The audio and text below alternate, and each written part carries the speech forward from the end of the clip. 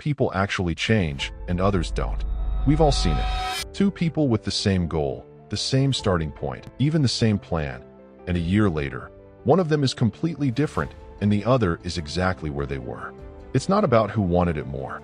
It runs deeper than that. It starts with who you think you are. Here's something most people miss. You don't change your behavior first. You change your story about yourself first.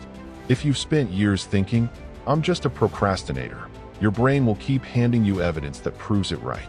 But the moment you start genuinely seeing yourself as someone who shows up, something quietly shifts. Your actions start following that new image. Not perfectly, not overnight, but they follow. Small things are actually the big things. Nobody wakes up transformed. Real change is almost embarrassingly unglamorous. It's the same small action, done again, done again, done again. What that repetition does to the brain is remarkable though. Each time you repeat something, the neural pathway gets a little stronger, a little faster, a little more automatic. That's neuroplasticity doing its quiet work. Eventually, what used to take everything you had becomes something you just do. Your surroundings are doing more work than you think. We give motivation a lot of credit it doesn't deserve.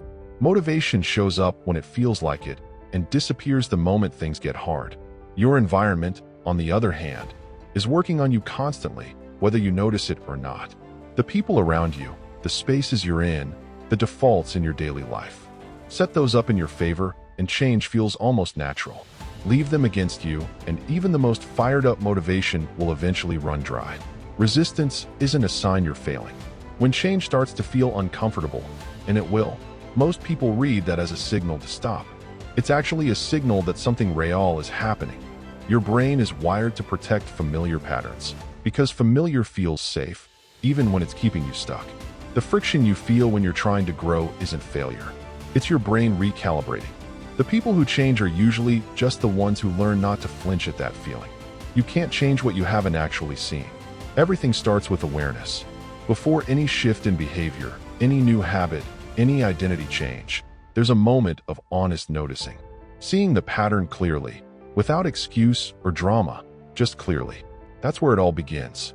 The difference between people who transform and people who stay stuck usually isn't talent, resources, or even willpower. It's whether they've built the right inner foundation, and whether they understood that real change was always going to feel a little uncomfortable along the way.